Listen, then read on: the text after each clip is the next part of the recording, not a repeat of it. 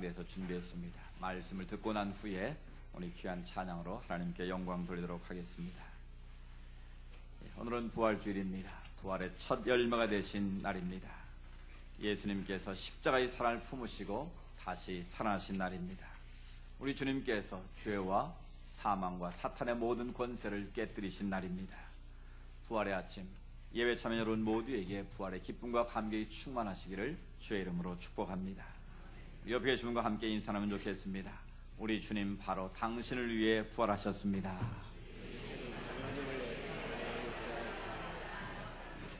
다시 한번 이렇게 인사합니다. 부활은 당신의 소망이요 능력입니다.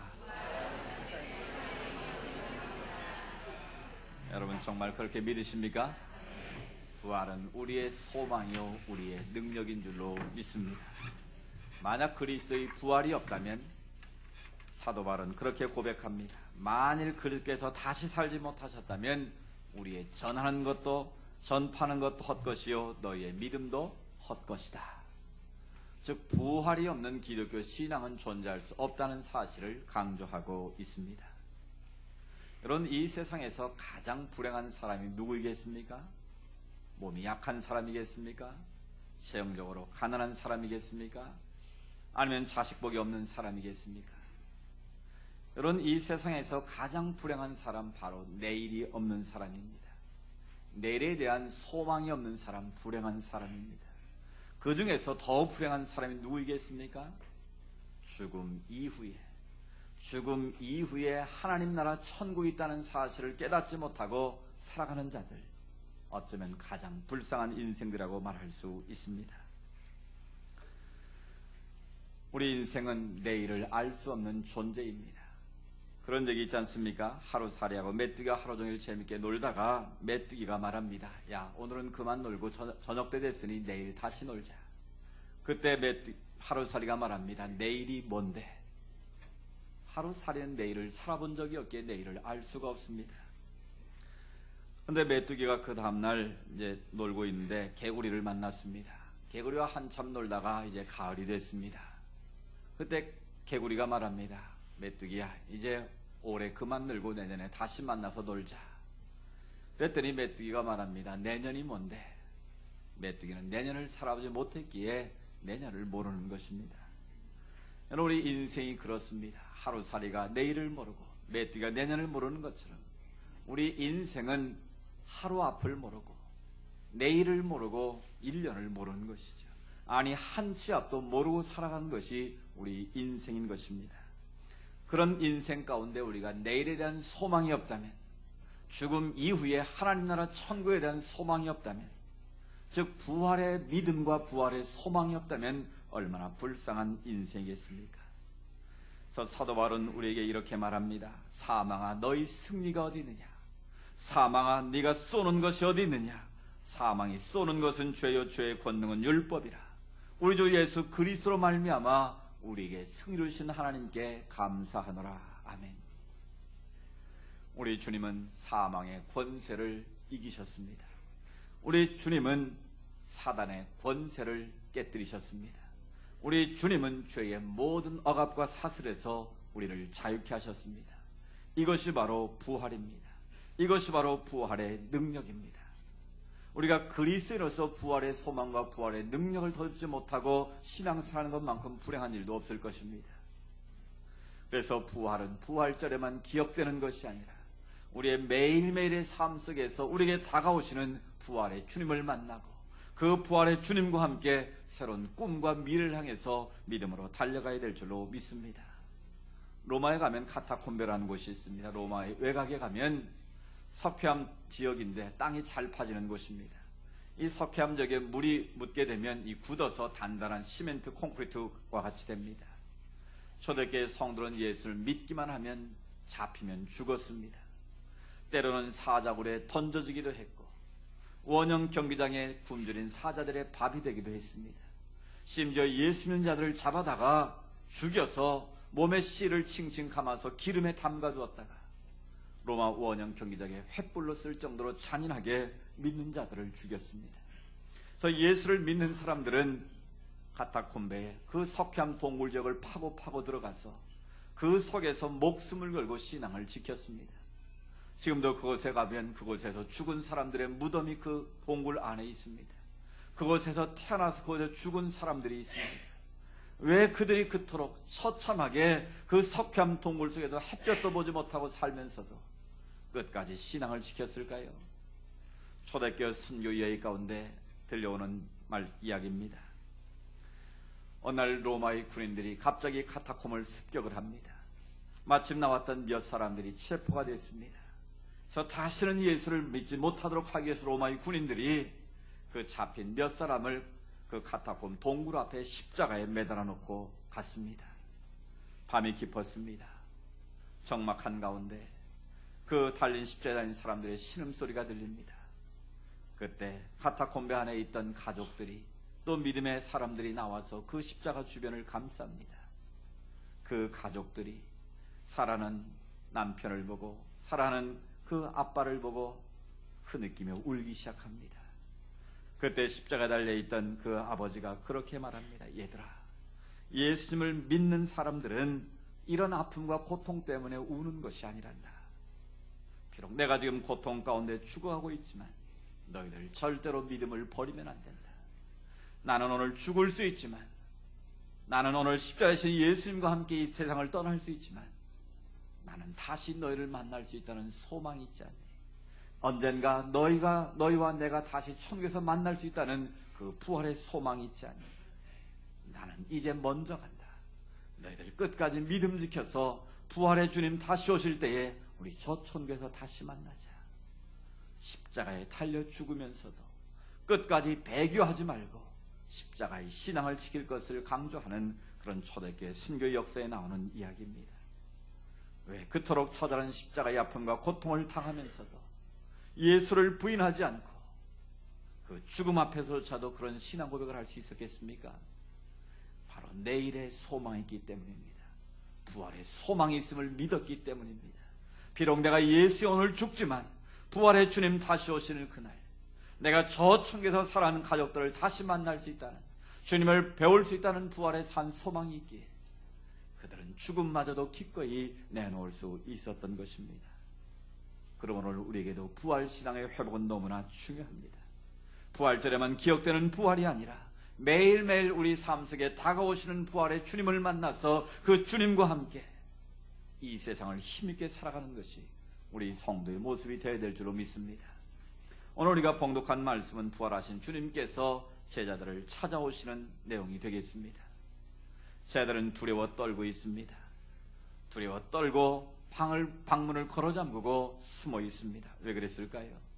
자기들이 믿고 따랐던 주님께서 십자가에 달려 죽으셨습니다. 주님께서는 이미 부활하실 것을 수차례 예고도 하셨고,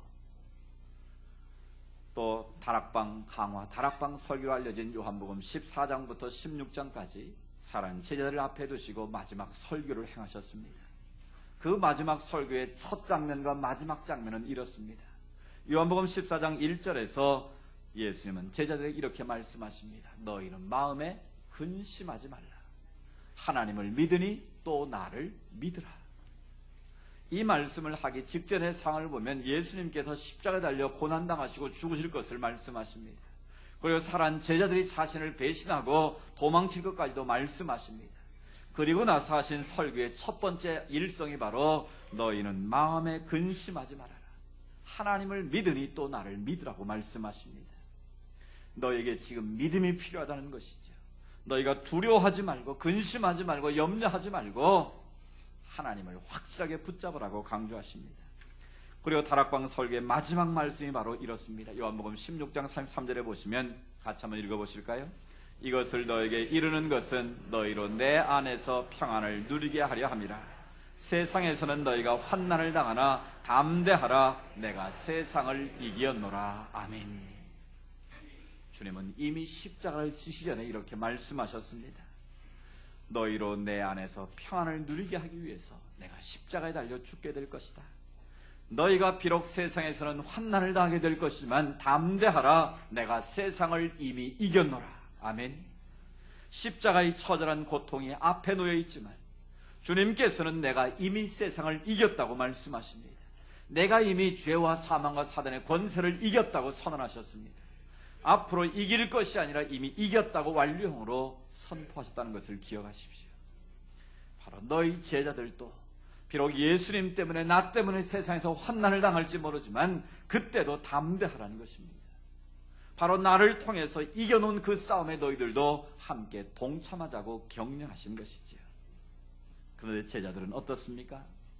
그 말씀을 그렇게 들었음에도 불구하고 십자가에 달리신 주님, 그 주님께서 3일 만에 말씀하신 대로 다시 부활하셔서 그들 가운데 다가오고 계시지만, 그들을 찾아오고 계시지만 문을 걸어 잠그고 두려움 가운데 떨고 있었다라는 것이죠. 누구를 두려워했습니까? 대사장들, 유대인들을 두려워했습니다. 예수와 한패했던 저자들, 신성을 모독하고 국가 반란죄로 정적인 죄목을 뒤집어 씌웠는데 혹시 자기들에게도 그런 죄목을 뒤집어 씌워서 죽일까 봐서 그들은 두려워 떨고 있는 것이죠. 그런데 부활의 주님께서 먼저 그들을 찾아가십니다. 그리고 일성으로 하신 말씀이 너희에게 평강이 있을지어다. 너희에게 평강이 있을지어다. 너희가 지금 두렵고 떨림 가운데 있지만 나는 너에게 평강을 주기를 원한다고 말씀하십니다. 그때도 제자들은 두려워 떨고 있었습니다. 그때 주님께서 친히 그들 가운데 말씀하십니다. 내 손과 옆구리를 보라. 너희가 내가 부활했다는 사실을 못 믿겠거든 못 박힌 손과 내 옆구리를 만져보라고 말씀하신 것입니다. 그제서야 제자들이 주님이 부활하셨구나 그 사실을 믿고 기뻐하고 있습니다. 그러고 나서 부활하신 주님께서 그 제자들에게 중요한 말씀 3가지를 하십니다. 그 첫 번째 말씀이 무엇입니까? 너희들 서로 용서해야 된다. 용서하며 살 것을 말씀하셨습니다. 우리 23절 말씀을 읽어보시겠습니다. 시작. 너희가 누구의 죄든지 사하면 사해질 것이요 누구의 죄든지 그대로 두면 그대로 있으리라 하시니라. 아멘. 이 말씀의 의미가 무엇이겠습니까?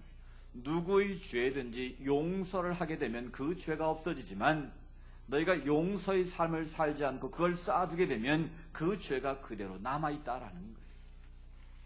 오늘 이 말씀은 예수님께서 너희들 앞으로 부활의 주님과 함께 십자가를 지고 살아가기 위해서는 먼저 용서의 삶을 살아야 한다고 말씀하신 것입니다. 우리 주님께서는 친히 온 삶으로 용서를 보여주신 분이십니다. 십자가에 달려 죽으시면서 가상실현 가운데 하신 말씀이 무엇입니까? 아버지여 저들의 죄를 사하여 주십시오. 자기들이 하는 것을 알지 못합니다. 여러분 어떻게 이런 기도를 드릴 수 있겠습니까? 며칠 전만 해도 종료절에 호산나 호산나를 외치던 자들입니다. 주님을 따라다니면서 오병이어의 기적을 경험하고 주님의 모든 것을 경험했던 그 사람들이 불과 며칠 만에 폭도로 변해서 예수님의 침을 뱉고 모욕을 하고 당신이 하나님의 아들이라면 십자에서 내려와 보라고 그렇게 자기를 처절하게 욕보이고 못 박았던 그런 사람들입니다. 그런데도 주님은 그들에서 원망하지 않으십니다. 아버지여 저들의 죄를 사해 주십시오. 자기들이 하는 일을 아직도 알지 못하고 있습니다. 끝까지 용서하시는 주님의 모습이십니다. 그리고 주님은 기도를 가르치실 때도 분명히 말씀하셨습니다. 우리가 우리에게 우리의 죄를 사해 준 것 같이 우리 죄를 용서해 주십시오. 주님께서 우리의 모든 죄를 용서하신 것처럼 나의 모든 죄도 용서할 수 있도록 하나님 도와달라고 기도하라고 말씀하십니다. 주님의 삶은 온몸으로 용서를 보여주신 삶이십니다. 우리가 부활의 주님을 만난 인생을 살아간다는 것은 무슨 뜻이겠습니까? 주님께서 우리를 끝까지 용서하신 것처럼 십자가의 사랑으로 끝까지를 붙드시고 우리의 죄를 사시고 용서하신 것처럼 우리도 그 용서의 삶을 살겠다고 고백하는 것이 부활의 신앙이 아니겠습니까? 이 부활의 아침 우리 안에 아직도 맺힌 죄악들, 우리 안에 아직 해결되지 못한 그 관계 속에 깨어진 그런 부분들 이 시간 다 회복될 수 있기를 축복합니다.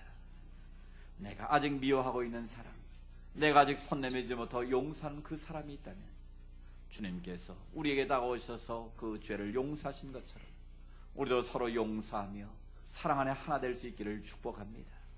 노차 말씀드린 것처럼 용서는 상대방을 위한 것이 아니라 바로 나를 위해서 하는 것입니다. 우리가 누군가를 미워하면 내 마음이 고통스럽고 내 마음이 바로 지옥이 되기 때문에 그렇습니다. 진정으로 용서할 때 우리 안에 하나님의 샬롬 평강이 임하게 됩니다. 우리가 용서할 때 깨어진 관계가 회복됩니다. 우리가 서로 용서의 삶을 살게 될 때 부활의 능력이 우리 가운데 주어지는 것입니다. 부활의 주님 다가오셔서 서로 용서의 삶을 살라고 말씀하십니다. 우리가 먼저 손 내밀고 내가 그 주님의 십자가의 사로 용서받은 죄인으로서 또 다른 사람을 용서하며 주님의 사랑 안에서 주시는 샬롬을 누릴 수 있기를 주의 이름으로 축복합니다. 두 번째로 부활의 주님은 다가오셔서 성령을 받으라고 말씀하십니다. 주님께서 숨을 내쉬면서 성령을 받으라. 이 숨이라는 말은 히브리어로 루하라는 말인데 원래 의미가 숨이란 뜻입니다. 그래서 성령이라는 것은 이렇게 숨을 불어넣는 것처럼 바로 생명의 호흡을 말하는 것이 바로 루하입니다. 그래서 하나님께서 사람을 흙으로 빚으신 다음에 제일 먼저 뭘 하셨습니까? 코에 생기를 불어넣으셨다. 그 생기가 바로 루하입니다. 그 생기가 바로 우리에게 보내주신 보혜사 성령님이십니다. 왜 부활의 주님께서 우리에게 성령을 받으라고 말씀하셨을까요?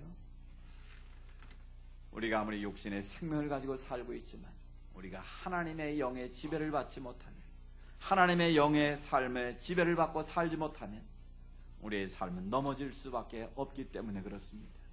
이미 예수님께서 다락방 설교를 통해서 내가 이 세상을 떠나게 될 것이면 내가 너에게 한 가지 선물을 주겠다고 약속하십니다. 그게 무엇입니까? 내가 너희와 함께 영원토록 함께 있기 위해서 보혜사 성령을 선물로 주겠다고 말씀하셨습니다. 보혜사 파라클레토스라는 말은 곁에서 우리를 위로해 주시는 분, 그런 뜻입니다. 우리의 삶의 모든 장애물을 뛰어넘을 수 있도록 곁에서 도우시고 붙들어 주시고 우리를 인도하시는 분이라는 뜻입니다. 그래서 보혜사 성령님은 우리를 진리의 삶으로 인도하시는 그런 분이십니다. 보혜사 성령님은 우리의 아픔과 상처를 싸매주시고 우리를 치유하시는 분입니다. 우리의 모든 문제를 상담해 주시는 분이십니다. 그 보혜사 성령님을 내가 너에게 선물로 주겠다는 것입니다. 그리고 그 성령을 너희가 받으라는 것입니다. 오늘 우리가 성령을 선물로 받지 않고서는 우리가 이 험한 세상에서 하나님의 샬롬을 누릴 수가 없습니다. 우리가 성령의 인도와 다스림 가운데 살지 못하면 우리는 여전히 죄의 노예로 살아갈 수밖에 없습니다. 성령을 따라 살게 될 때 우리는 욕심을 벗어버리게 되고 하나님이 기뻐하시는 믿음의 길을 걸어갈 수 있는 것이죠. 부활의 아침, 오늘 또 우리에게 다가와서 말씀하시는 성령을 받으라. 성령 충만함으로 우리가 채워질 수 있기를 축복합니다. 성령의 인도와 다스림 가운데 하나님이 기뻐하시는 성령의 열매를 맺고 성령의 사람으로 어둠의 세상을 밝힐 수 있는 빛의 등불이 될 수 있기를 축복합니다. 세 번째로 주님께서는 너희를 보내노라 파송의 말씀을 하십니다. 21절을 같이 읽습니다. 시작. 예수께서 또 이르시되 너희에게 평강이 있을지어다. 아버지께서 나를 보내신 것 같이 나도 너희를 보내노라. 아멘. 우리 주님은 다시 말씀하십니다. 너희에게 평강이 있을지어다. 거듭 말씀하시면서 아버지께서 나를 보낸 것처럼 나도 너희들을 세상에 보낸다고 말씀하십니다. 부활의 주님을 만난 너희들은 이제 이 방 안에 갇혀 있는 것이 아니라 저 세상에 나가서 여전히 어둠이 있고 고통이 있고 아픔이 있는 그 세상 속에 나가서 십자가의 복음, 부활의 복음을 전하라는 것입니다. 비록 너희가 세상에서 나 때문에 환난을 당할지 모르지만 담대하게 세상을 이기신 주님과 함께 사망과 죄와 모든 사단의 권세를 이기신 주님과 함께 십자가의 복음, 부활의 복음을 가서 전하라는 것입니다. 오늘 부활의 아침을 위해 주시는 하나님의 사명입니다. 우리끼리 부활의 기쁨과 감격을 누리고 우리끼리 성찬식을 행하고 우리끼리 계를 나눠 먹고 이런 부활이라면 아무런 의미가 없을 수도 있습니다. 이제 아버지께서 나를 보낸 것처럼 나도 너희들을 세상으로 보낸다는 것입니다. 오늘 저와 여러분을 어둠이 관영하고 죄와 죽음이 가득한 이 세상 한복판으로 우리를 주님께서는 보내시기를 원하신다라는 것입니다. 오늘 우리가 살고 있는 이 시대는 어떻습니까? 정말 이 시대야말로 부활의 소망이 필요한 시대입니다. 부활의 능력이 필요한 시대입니다. 여러분, 지금 이 순간에도 이 땅에는, 조국 대한민국에는 하루에 40여 명의 사람들이 스스로 목숨을 끊고 있습니다. 여러분, 세 자매 죽음을 보시지 않았습니까? 정말 그 돈이 없어서 엄마와 두 딸이 스스로 목숨을 끊는 안타까운 일들이 이 강남 3구 우리가 살고 있는 주변에서 벌어지고 있다는 사실입니다. 1년에 15,000명의 사람들이 스스로 목숨을 끊는 정말 사망의 냄새가 풍겨오는 그런 나라입니다. 끊임없는 사고로 인해 젊은이들이 죽어가고 있습니다. 여러분, 이번 세월호의 그 참사 정말 얼마나 안타깝습니까? 476명의 사람들이 정말 순식간에 그 배가 침몰됨으로 말미암아 지금도 생사자 확인하지 못하고 울부짖는 그 가족들의 아픔과 슬픔과 고통의 눈물이 있습니다. 계속 생존자는 없고 사망자만 발견되는 안타까운 모습입니다. 제가 안산 기독교연합회 그 파악을 해보니까 그 교회 학교 고등학교 2학년 학생들이 35명이 그 안에 있다고 그러더라고요. 여러분, 만약 그 안에 내 자녀가 있다면 여러분 어떻게 하시겠습니까? 내 가족 가운데 한 소에 그 안에 있다면 우리의 마음이 어떠하겠습니까? 그 죽음의 순간에 보내졌던 그 메신저들의 내용이 우리의 가슴을 참 먹먹하게 합니다. 이게 마지막일지도 모른다는 그 말, 엄마 사랑의 그 마지막 메시지를 남기고 더 이상 소식이 끊긴 그 자식들, 그 캄캄한 바다를 바라보는 그 부모들의 눈물이, 그 아픔이 여러분 느껴지십니까? 그래서 부활의 아침이지만, 기쁨 부활의 아침이지만 정말 마음껏 기뻐할 수조차 없는, 정말 숨막히고 답답한 그런 이 조국의 현실을 우리가 보고 있지 않습니까? 첨단 과학 기술 장비를 동원한다 할지라도 그 배안 진입조차 어려운 것, 무려 5일째 됐지만 이제서야 통로를 확보하고 조금씩 들어가고 있다고 그래요. 이런 얼마나 안타까운 일입니까? 정말 울부짖는 그 절규, 내일에 대한 소망이 없다면, 부활의 소망이 없다면 그들이 어떻게 다시 일어설 수 있겠습니까? 그래서 우리에게는 이 어둠의 시대에, 사망의 냄새가 진동하는 이 시대에 그리스도의 부활의 능력이 필요한 것입니다. 그 부활의 능력을 우리가 이 땅에 선포해야 하는 것입니다. 그래서 우리 부활의 주님은 이 시간에도 우리에게 다가오시는 것입니다. 절망 가운데 있는 자들에게도 다가오시고, 사망에 그려진 곳에 거하는 자들에게도 다가오시고, 우리 심령 속에도, 우리 가정 속에도, 우리가 섬기는 이 교회 위에도 우리 주님은 다가오고 계십니다. 그 부활의 주님을 만나고 그 부활의 주님과 함께 내일의 소망을 품고 나아가게 될 때 우리 절망을 뚫고 죽음을 뚫고 다시 일어서는 하나님의 은혜가 임하게 될 줄로 믿습니다. 주님의 부활은 우리의 슬픈 탄식을 새 노래로 바꾸시는 줄로 믿습니다. 우리의 죽음을 생명으로 바꾸시는 줄로 믿습니다. 우리의 모든 불행을 행복으로 바꾸시는 줄로 믿습니다. 우리의 모든 무능력함과 우리의 연약함을 십자가 보혈의 능력으로 새롭게 하시는 부활의 능력인 줄로 믿습니다. 그 부활의 주님을 여러분 만날 수 있기를 원합니다. 그 부활의 주님을 우리 마음속에 모시고 그 주님과 함께 사망의 냄새가 진동하는 이 땅을 향해서 그 부활의 능력을 가지고 함께 나아가 전할 수 있기를 원합니다. 부활의 아침, 그 부활의 주님을 만나서 우리 모두 부활의 기쁜 소식을 전하며 슬픔과 고통과 사망의 그늘 속에 있는 자들에게도 내일의 소망이 있습니다. 예수 안에 소망이 있습니다. 예수의 부활 안에만 참된 우리의 미래가 있음을 선포하면서 주님의 보좌 앞으로 나아갈 수 있는 우리 모두가 될 수 있기를 원합니다. 우리 주님 바로 우리를 위해서, 이 나라의 민족을 위해서, 온 열방을 위해서 다시 부활하셨습니다. 이 부활의 소식이 이 땅 모든 주의 백성에게 선포될 수 있기를 주의 이름으로 축복합니다. 우리가 한번 기도드리기를 원합니다. 부활의 주님은 지금도 우리에게 다가오십니다. 우리가 살고 있는 이 땅에 사망의 냄새가 풍겨나고 있습니다. 정말 수많은 우리 아들과 딸들이, 우리의 가족들이 정말 생사자 확인하지 못한 채 차디찬 그 바닷물 속에 잠겨있는 안타까운 모습입니다. 첨단 장비를 가지고 구조를 하려고 하지만 정말 접근조차 어려운 이 안타까움 속에 있습니다. 아버지, 정말 그 유족들의 타는 마음을 위로하여 주시고, 정말 바다를 잠잠케 하시고, 그 뱃속에 요나의 뱃속 물고기, 요나가 갇혔던 물고기 뱃속처럼 주의 위로와 주의 평강으로 채워주시기를 원합니다.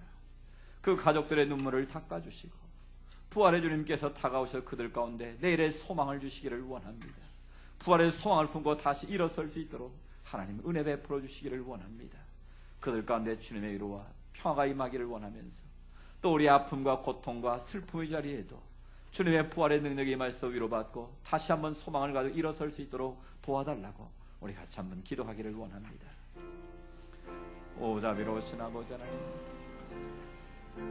어둠의 이 땅에 생명의 빛으로 오셔서 십자가에서 마지막 물 한 방울 피 한 방울까지 다 쏟으시고 다 이루었다 선하신 주님, 그 십자가의 죽으심을 넘어서 하나님께서 다시 예수 그리스도를 살리심으로 말미암아 우리에게 부활의 산 소망을 주셨습니다. 우리 주님께서 죄와 사탄과 사망의 모든 권세를 깨뜨리시고 다시 부활하신 이 아침, 우리에게 많은 아픔이 있습니다. 고통이 있습니다. 슬픔이 있습니다. 눈물이 있습니다. 사랑하는 자식들을 물속에 담가두고 그 생사자 확인하지 못하는 애달픈 아픔이 있습니다. 눈물이 있습니다. 부활의 기쁜 소유자 마음껏 전할 수 없는 아버지의 안타까움 속에 있는 이 조국 대한민국을 긍휼히 여겨주시기를 원합니다. 그 아픔과 고통과 슬픔의 눈물을 닦아주시기를 원합니다.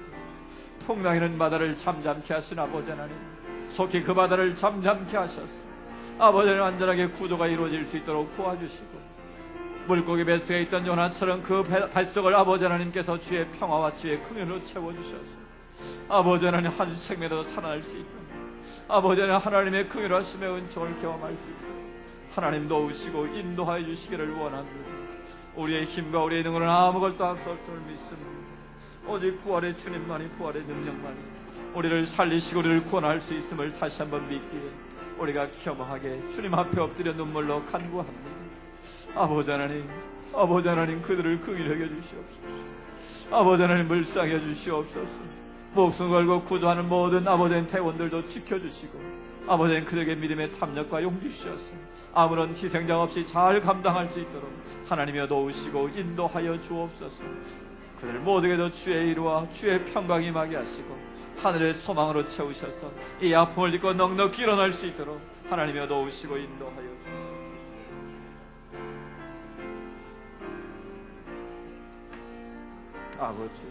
아버지 주여 도와주시옵소서. 우리에게 자비와 긍휼을 베풀어 주시옵소서. 부활의 주님, 부활의 아침 주님께서는 여전히 우리 가운데 다가오셔서 말씀하십니다. 서로 용서라고 말씀하십니다. 성령을 받으라고 말씀하십니다. 아버지께서 나를 보낸 것처럼 내가 너희를 세상에 보낸다고 우리를 세상으로 파송하고 계십니다. 우리가 살고 있는 이 시대, 이 조국 대한민국에 정말 슬픔과 탄식의 소리가 아버지 하나님 높아지고 있습니다. 수많은 사람들이 스스로 목숨을 걸고 있는 안타까운 시대에 살고 있습니다. 뜻하지 않은 세월호의 참사로 인하여 아버지, 우리 사랑하는 아들과 딸들이 그 차가운 바닷물 속에 잠겨 있습니다. 아버지,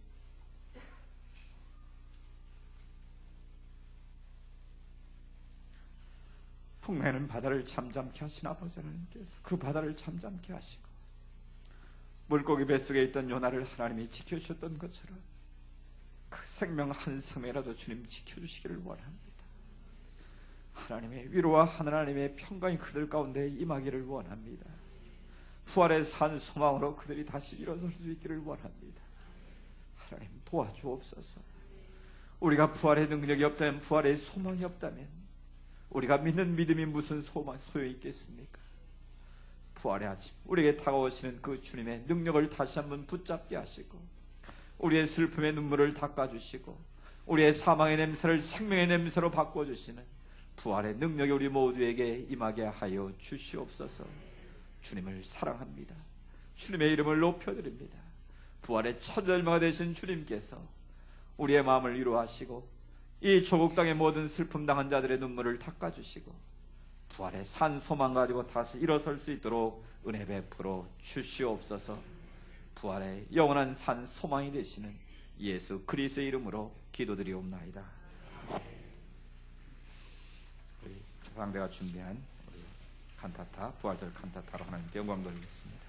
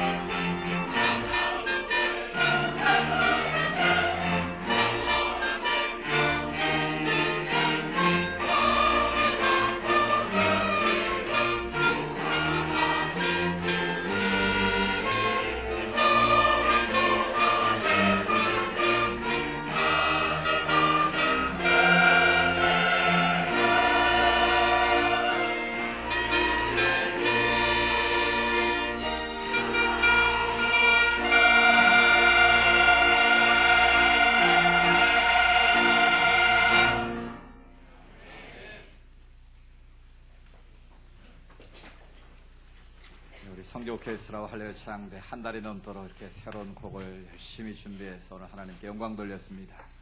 먼저 부활하신 주님께 영광과 찬양 올려드리고 또 우리 찬양에 함께한 우리 오케스트라와 우리 모든 대원들의 힘찬 박수로 한번 청해드리겠습니다.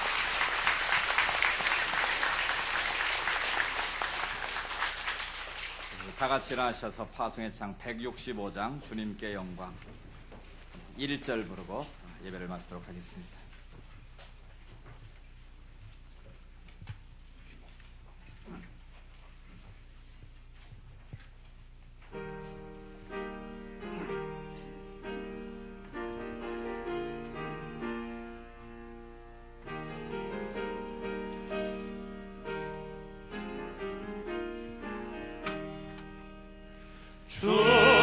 주님께 영광 하시사신 주 사망 권세 모두 이기시었네.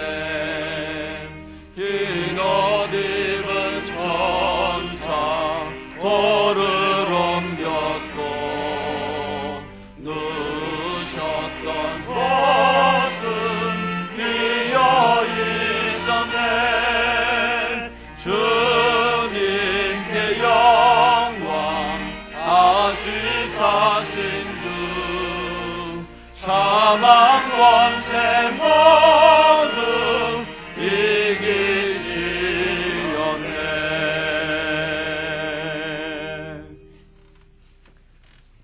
부활의 첫 열매가 되신 주 예수 그리스도의 은혜와 하나님 아버지의 놀라우신 사랑하심과 성령님의 인도하시고 위로하시고 교제하심의 역사가 부활의 소망으로 다가오시는 주님을 만나 어둠과 슬픔과 고통과 채월한 이 세상 속에서 빛의 차이답게 믿음으로 승리하며 살아기를 소망하며 다시 세상을 향해 나가는 주의 백성들 머리머리 위에 하나님께 올려드린 모든 믿음의 소원들 위에 또 귀한 칸타타로 하나님께 엉돌린 찬양대 우리 오케스트라 위에 또 이 세상을 밝히기 위해서 빛으로 소금으로 살기를 다져 나가는 모든 성자족들 위해 슬픔 당한 이 조국 대한민국 위해 이제로부터 영원토록 함께 하시기를 간절히 축원하옵나이다.